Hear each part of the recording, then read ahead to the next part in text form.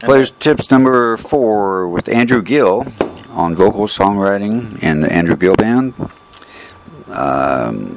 Band leader, role, equipment used, anything you name it. Okay, and first of all, Andrew, would you like me to use your name that is posted on Facebook? Since this is Andrew Gill. Okay.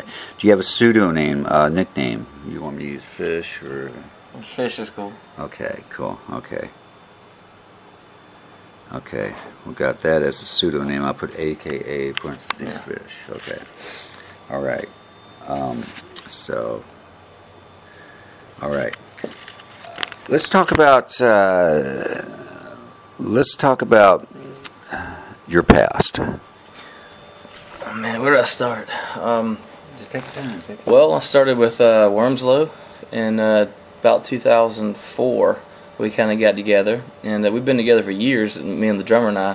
But Wormslow was a great experience for everybody. We traveled the country, got to play with a bunch of cool people, got to learn what to do and what not to do. And then when that happened, everything kind of, well, basically the economy kind of fell apart and around '08, and that's when the band kind of quit gigging on their high point and kind of came back home, and we started reevaluating some things. But it's now the Andrew Gill Band, and that's because I'm just starting to do the things I've always wanted to do, and that's what it is. You know, you only get one chance in life, and I think it's time to do it. You know, you can be dead forever, but you're alive for this short amount of time. So. Right, I agree. Right, cool. Okay, all right. Okay, let's talk about. You know, I really am blown away about your vocal capabilities, and it just when did you start singing? I mean, was that? Well, I started to try to sing ever since I was a little kid, man.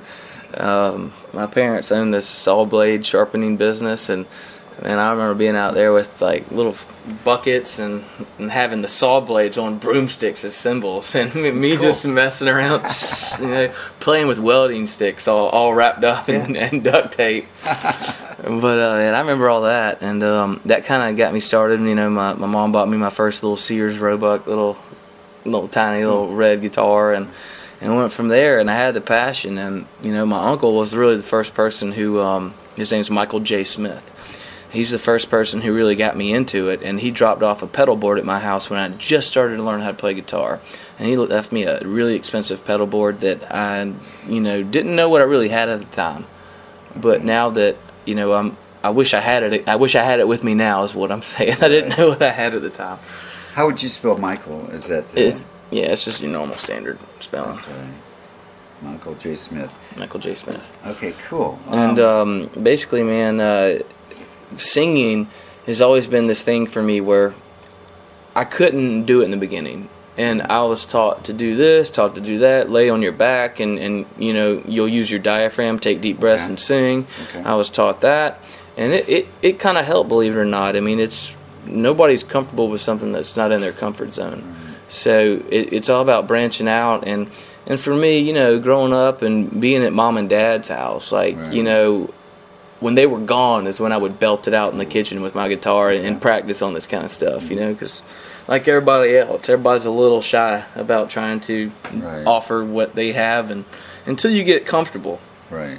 And the main thing that's gotten me comfortable with singing is just looking at all my mentors and me actually busting tail on just trying to sing, and finally after all these years, after listening to people like Edwin McCain and people who belted out, I mean, even the dude from Journey. Like, you know, I'm not a big fan of Journey, but I'm a big fan of what that guy can do. That brings up a really good point, because I go to YouTube, and so do you. Yeah, absolutely. You've turned me on to so many great artists on YouTube. And do you study your favorite performers on YouTube and just listen for hours and then see their expression, see how they're... Well, Mark, I think everybody's a product of their environment.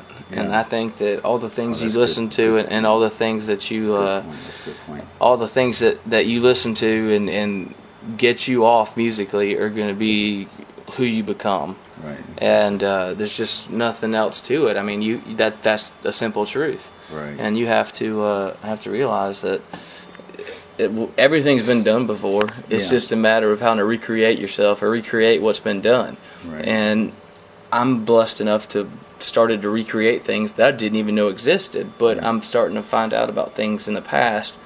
You know, I mean, I'm kind of a young guy, so I missed out on a lot of cool things. Yeah. But I've got all this lifetime to learn about it, and that's what I'm doing on my spare time is catching. I mean, it's hard for a working musician to catch a concert, but you know, we do get some every now and then. Well, that's awesome. I noticed as a songwriter, me too. We sing about our. If something happens, if we get a flat tire or if we get a broken relationship, it can turn into a story, which is therefore turned vocally and expressed. Absolutely. I'm a little bit more abstract when it comes to all that. I can tell a story, but I'm better at painting picture. So is it more fiction or it's definitely fiction. Fiction. Okay. Yeah. So this. Do you prefer that over the real stories that might have happened in your life? I mean, there's a lot of real stuff small stuff that kind of got it going. Right. But I think something happens to you or myself or whatever, and it gets our mind wandering, and we make our own perception of things. Right. And you know, nobody's ever going to be the same. You can say you love this band, and your best friends say they suck. You know, but it's a difference of opinion. Right. But you know, some of the best things I've ever been taught were to technically listen to all the old stuff. Albert King. Right. I mean, you know, all that old Cream, Clapton. Right. All this Taj Mahal. All this stuff that kind of root rock. Right. Or Americana or whatever you want to call it. It's kind of got its own little genre, maybe just because my voice is so awkwardly sounding, but it's still a vocal at the same time. Yeah. So it's not awkward, believe me. I'm just different sounding than most everybody else. I just have my own thing going on. You got such a volume. I belt it. I use my whole body to sing. I use my whole body. It's not my diaphragm. It's me like taking a deep breath and belting it out with feeling, heart, soul. It's me releasing myself into the universe, man. Like that's what it is. You know, we're all here, and there's a lot bigger things. I can see that. I can hear it and see it when I. It's all about putting frequency into the universe. Yeah. That's kind of where I'm at, man. I want to not only get myself interested and off at it, I want to get everyone else interested and off at it. You know, like that's the thing is this is something special. Not you know, I was blessed with the gift of being an entertainer / singer, whatever you want to call it. And there's so many people that wish they could do that. Mm-hmm. There's no way I could ever give up on it because of that. Right. I mean, this has been my saving grace in my life, and the thing that keeps me the person I need to be. Same here. There's a lot of balance that people do and don't have, and I definitely am starting to find my balance. Right. You know, I mean, I think that life's a big circle that everybody ends up repeating themselves over and over in certain things, but you know. This life's special. Like I said earlier, we're only here for a moment. We need to make a difference. We need to try our best to put on the best performance and introduce people to something they've never heard before. Okay. I've shared the stage with you many times, and I can definitely see that and feel that every time I play with you. Even when you're at the house here jamming with me, it's just it's a blast.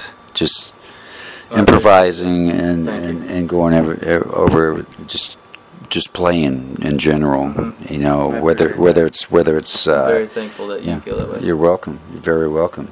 So on your last comment, would you take that as advice for anybody that comes up as about talking about watching people, or is that well, back to being a product of your environment, man. I mean, that's you take when you're a young guy, when you're like, you know, when I started when I was like 14 there's 13 or 14 or 15, something like that.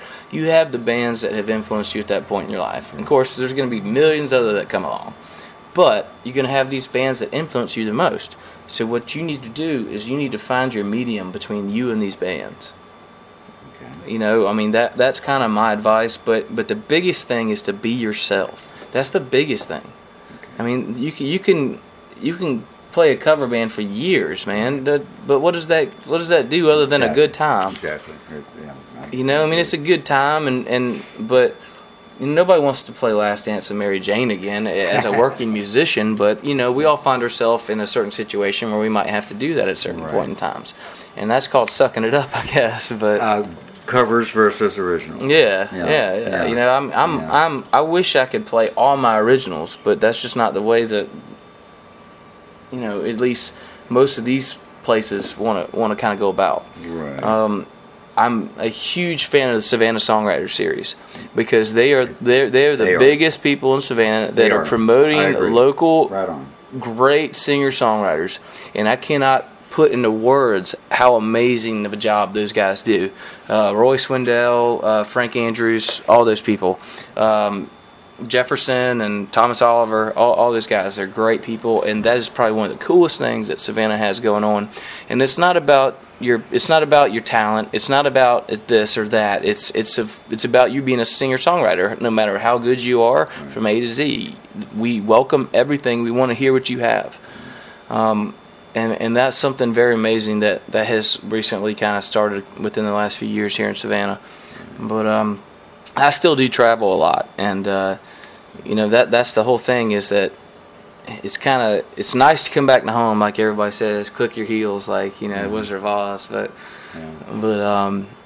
man, I just my advice is be the best musician you can be, and don't care how anyone else feels about it. Right. You know, you are here for yourself. If it affects someone else in this life, that's amazing. Right. You're here first and foremost for yourself, and everybody forgets that. Everybody feels like they need to lean on someone else when they need to man up. I mean, I hate to act like that, but nothing's given. Yeah. Everything's taken. Right. You know. Okay, cool. That covers that. Let's talk about your new project, the Andrew Gill Band. Absolutely, man. I've got the Andrew Gill Band. We're about to start recording here in the next 3 weeks. It's going to be the debut album, which I have a name for. I'm just not going to tell yet. And it's going to be the debut album of the Andrew Gill Band. I'm currently playing with Colin Molloy on bass, Shane Baldwin on guitar, Brian Haynes on drums, and myself. There's several people that can mix and match in the lineup to offer different ideas, put it that way. But as of right now, this is our core structure for the record. And we're looking at about 12 songs to come out, and we're hoping July. We're hoping for July or August for it to come out. And that's only because, you know, gigging so much and trying to record, I mean, and then balancing out your family life and your friends, your family, it's tough.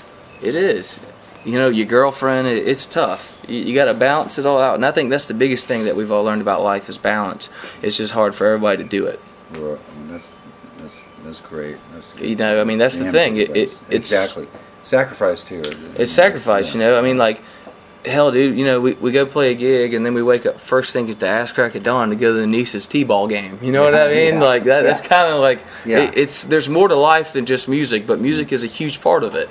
And, you know, everybody gets starstruck, I feel like. Everybody gets starstruck. It's we all put our pants on the same way, man. You know, and regardless of who you are or what you do, there's amazing people, but there's still a real life behind it too that no one thinks about, you know, and that's something to be appreciated. And that, you know, me actually getting to know all these folks and all their family and friends, and it's tough on the family and friends for their loved ones play music, you know. I agree. I mean, totally. it's sacrifice and at its biggest.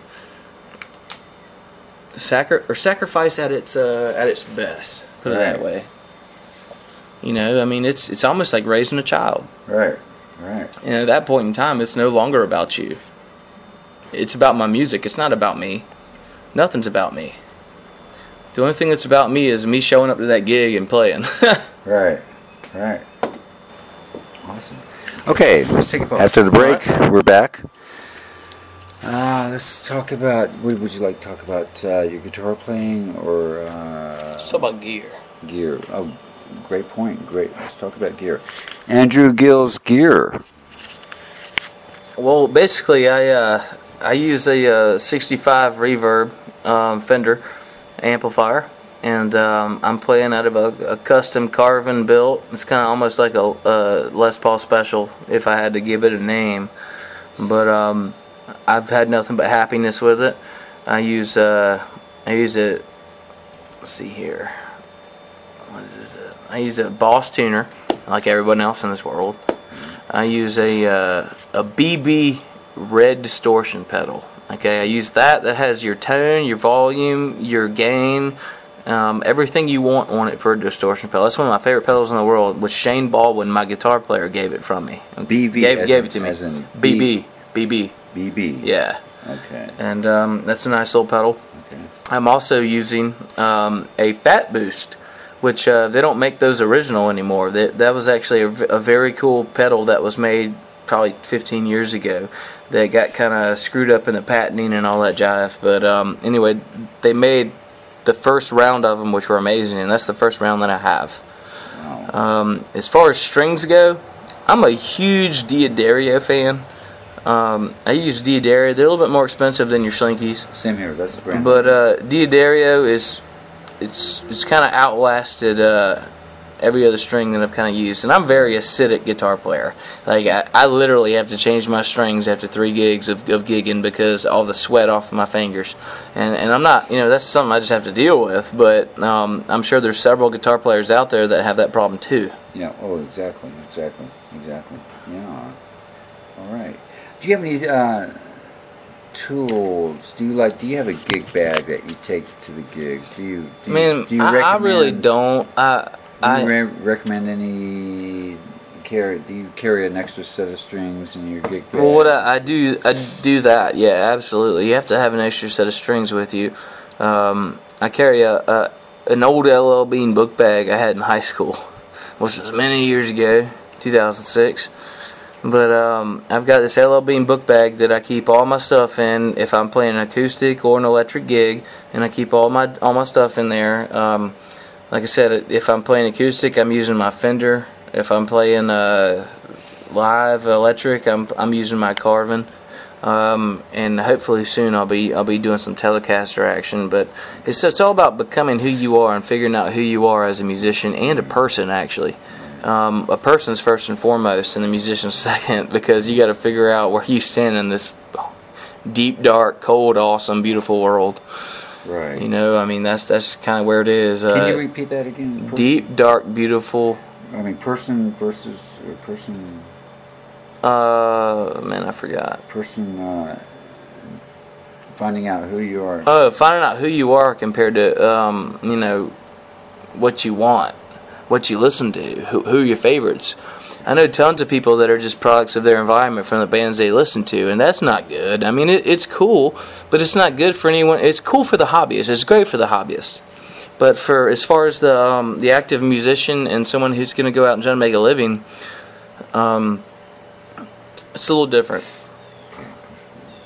Okay, great. Okay. Anything else to add to that? Other than that, I'm hoping to be all on my Telecaster here soon, but that's subject to change. I'm not sure. I'm very in between a Tele, a Strat, and a Les Paul, and I don't know why, but that's kind of where I'm standing in my life right now. But at the same time, I'm having a good time playing all of them, so it doesn't really matter to me. It's just it's a matter of sound on the record that we're not doing yet. It's just we haven't finally tuned all that, but it'll happen soon enough. Yeah. This to be off the record, but I'd love. I think that would be one of my next guitars is a Telecaster. Yeah, I really think so. Not necessarily for the twang. They are brighter. I might throw a humbucker. It's just that my fingers do that naturally, so that's why it's like. I might throw a humbucker on there or something. That's what I would love to have is a Tele with a humbucker in the middle, for real. That would be my dream guitar. Yeah. I just it's one thing at a time in this life. You got.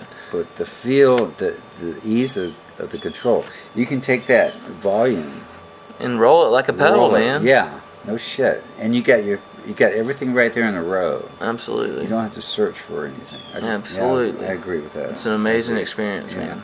I agree with Telly's on that. Yeah. And don't get me wrong, I'd love to have like a 54 or 65 Telly, but that's dream cloud. Yeah, yeah. We all have our dreams. No shit. I want a damn Firebird so bad.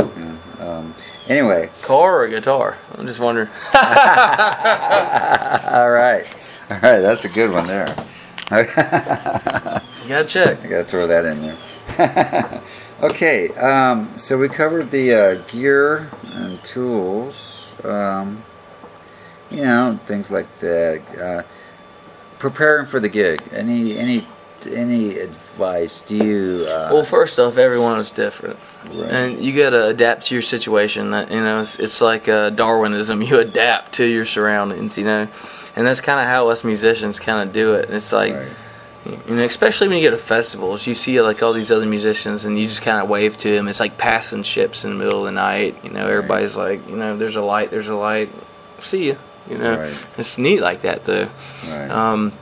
But as far as preparation goes, I did watch this video from Metallica a long time ago, and what's his name? The singer, I forgot his name right now at this point in time, but the singer from Metallica is still using the same cassette tape he used 25, 30 years ago, and it's all about opera voicings. Right. And I believe that someone who's always singing heavy like Metallica, to hear him going, to get all these octaves and stuff with a falsetto and shit like that, it really makes it amazing, because you're looking like, you know what, it ain't just me, it's these guys that are singing heavy music, they're still doing the same vocal exercises I'm doing to do what I'm doing with my music. So that's one big thing for me, is that it's all about I don't know, it's all about busting tail and doing everything you could ever imagine. It's like practicing when you're 15 years old and you get your learner's permit. It's like practicing for when you're 16. Okay. And I feel like that's cool, but there's a lot of different things in this world, and I'm to a point where music and math are the only two universal languages I've come in contact with. Wow. And I feel like that music and math happen to be the universal connection of this earth and this world. That's heavy. That is, wow. It's music and math. Those are the only two universal languages around. That's what it is, y'all. Wow. And I was never a great mathlete. Oh, but I excelled in the music part of it. Right. And that's all a tribute to my passion towards dedication. And dedication is what it is. If I was to say, here you go, here's a guitar, learn these three chords, D, G, and A, okay? It's going to take you 4 weeks to make your fingers start working. Right. At least. Right. But then again, I understand all that, I went through it, I get it, and I'm just trying to put out my vibe into the world, the universe, however you want to call it. But at the same time, I love being a teacher and helping everybody else out, because I've met so many folks in the meantime that just never come across anything that I've learned about or known, and I feel like that's a big part of it all. So you respect the people that brought you. You have to respect your elders, buddy. Respect. Regardless, no matter how much you don't dig it, that's right, or whatever, that's right. You gotta respect it, because they were there before you, and they were doing something that was before you. And the only thing that's ever gonna get you to the next point is busting ass so hard that you get past that level. How about respecting the peers that you play with? That's an amazing point. I've been lucky enough to play with, here in Savannah, I'm playing with Brian Haynes, who's been here for years as a musician. I've been playing with Shane Baldwin, who's an amazing musician and a great guitar player. Colin Motlaw on bass, who's the most amazing musician I've had the chance to play with as a bass player. and his harmonies and his vocal ability is unbelievable. And you know, I always find myself going back to that Beatles song. I get by with a little help from my friends. And I think that's kind of the secret to life. You know, wherever you're at, you know, I mean, an analogy for something to think about. Yeah, something to think about. It's definitely this is a huge part. Okay, say it. And I can't say it enough. Back to that product of your environment, but that's going to be who you are first and foremost. It's going to be 85% of you. The rest of you is going to grow in different directions. And that's just life. That's natural selection. That's the way it goes, and that's whatever you want to believe. But that's where I'm at in my world, and I'm more than happy to welcome all these new young folks to come out and produce what they have, because I was the youngest at the time when I was playing. I didn't know any better. I didn't see any younger bands playing or anything, but I had a lot of people look up to me, and I gave a lot of advice. I don't know if it was amazing advice, but it was definitely the advice in the right corner, if that makes sense. Right. And hopefully all I can, you know, outside of my music for everyone else, all I can hope to do is to give some advice to some new up-and-coming cat that's trying to, like, do it for real, you know, because we've all been there, we've done the experiences, and all we have is to tell you what not to do. Right. Excellent. That's great. Okay, so we covered. That's awesome. Let's see. Do you have any? That almost covers the part about the advice for the inspiring musicians. The inspiring musician.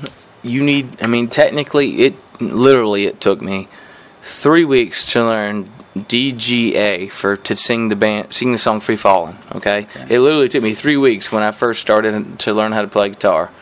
And from there on, it took off like a plague. I mean, it took off straight off into, this is what I want the rest of my life, you know? And it's a hard, long road for us musicians, but you have to realize that we only get one go around on this, and I just honestly, purely feel like in my life that you need to do what you're called to do. Some people are called to be nuns and priests. Some people are called to be firefighters, but I feel like I've been damn called to be a musician. You know, I've been called to put all this good vibes out there. I've been called to make a difference in someone's life. You know, and that's what matters to me, because other than that, man, what else is there? Andrew, I agree with that 100%. And my next comment here would be off the record, or maybe I'll put it in. But you know, ever since I moved back to Savannah, Georgia, I have found my dream. And within a year and a half, coming here as a newbie, so to speak. People knew me, but from the past. But getting rolling within a year and a half, forming my band and duo, and playing with Jan Spillane, it's just blown me away. It's just kept me so busy. I love Savannah. I think there is a thriving scene here, but there are some, you know, this and that drawbacks with clubs and clubs closing, but the clubs reopen. I'm gonna have to agree with you on that, man. It's starting to not worry me, not no means, but bother me, all the changeovers that are kind of going on. Yeah. And you know, I mean, it's technically has a lot to do with all the jobs that are out there right now. But you know, regardless, no matter how hard John Smith or Joe whatever work on their 80-hour or 40-hour work week, they want to decompress, right, by coming out and seeing something. They want to hear something familiar, which kind of bothers me, but it doesn't so much, because familiar, you know, I would say the same thing, play something I know, but ultimately I wish everybody had the ultimate understanding of wanting to hear something new. Right. That's what I wish everybody had. And right now, that's something that's easier said than done, by far. Because 1 out of every 40 people you meet are going to be like, "You play your heart out for me." Exactly, I agree. And another thing too, living here. Let's put my neighborhood for example, Thunderbolt. There are so many cool cats that live close by that play, and I've had the pleasure of sharing with so many. This has been like, it's like I might not make any money at it, but we can get together in group and just jam for a few tunes. Dude, life's not about money, man. I mean, money's nice, and money gets people through. Right. But this small amount of time we have here on Earth, it's about taking care of one another and having the best experience you ever could. And the artistic value of it, the satisfaction that I'm just now getting into art, not music, but art. And I'm starting to see like all these abstract paintings and all this weird stuff. And I'm starting to think, well, you know what? I can just go out and start making weird shit. It doesn't matter to me. Like, you know what I mean? If they can paint weird shit and it's all cool, then maybe I should just follow my heart and dedicate all this weird stuff that might turn into something very prosperous and beautiful. And I don't know yet, but it's going to take a team effort of the musicians I surround myself with. Yeah. But don't you feel fortunate that you have your gift to offer, and your gift that your next door neighbor, let's say, or the person walking down the street walking their dog, can hear you? That's why it happens here in Thunderbolt. They've heard people, you and me. Yeah. They've complimented. They say, "Who in the hell is that?" I'm going, that was Andrew Gill. And I just can't. I can't. There's a neighborhood. There's a community of artists, and well, Savannah does have a great musician community, and occasionally everybody's got to deal with somebody who ain't happy about it. But I know. It boils down to we're putting our heart and soul into entertainment. We're here for as entertainers. Yeah. Well, first off, I'm doing this for myself. Okay, I'm doing it for myself first and foremost. Right. But I get to share it with the world. Right. Exactly. And who could be upset about that? Exactly. This is one of the most amazing gifts we've ever been given in our life, and a lot of people don't think that deep on it, man. It's amazing. I do, and I had a family where everybody was supposed to go to college and get a good job and do all this, but my heart called me to something else, and I took that turn. I took that fork in the road, and I made something with it, which was amazing.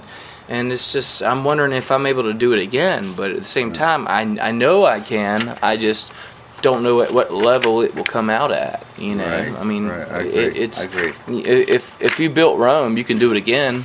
Right. Ain't gonna be easy. Right. Exactly.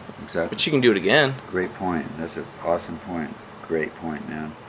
Great. Yeah. I'm just so blessed. I don't know what's come over me. I've been so happy ever since I moved back from Seattle, and it's just it's the sunshine.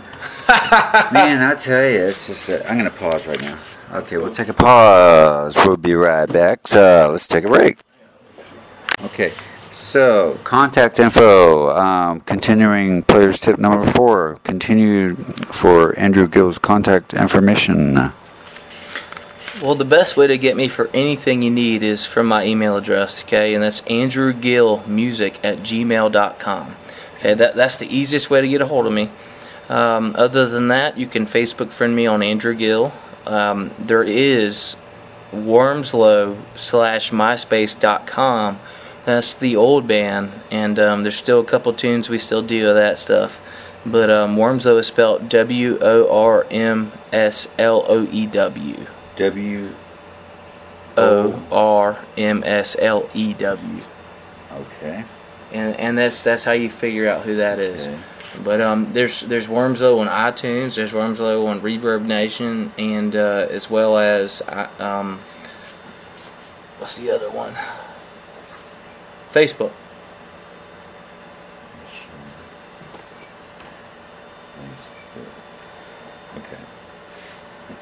Okay, do you have a Twitter account? Do you have So that's. I don't have a Twitter or anything right now. The AndrewGillBand.com will be coming soon, but at this point in time, I don't have it done, and that's pretty much because the record. It's not going to be done till the record's done, and that's kind of where I'm rolling with it. I want everything to be at one time. I want everything to be beautiful and perfect. Okay. So we got your personal email. What about phone number contacts? Because anyone can call me on the number 912 655 4791. 4791. If they leave a message describing what's going on and what they would like, I'm more than happy to return it. Great. Return. Okay, great, cool. Well, I think that's just about wraps it up, man. I'll pick it out of question. Absolutely, I appreciate all your time and I appreciate everything, buddy. Yeah, I mean, this is something special that we need to get out to folks. Okay, this concludes Players Tips number 4 with Andrew Gill. All right, until next week. Take care. All right, cool.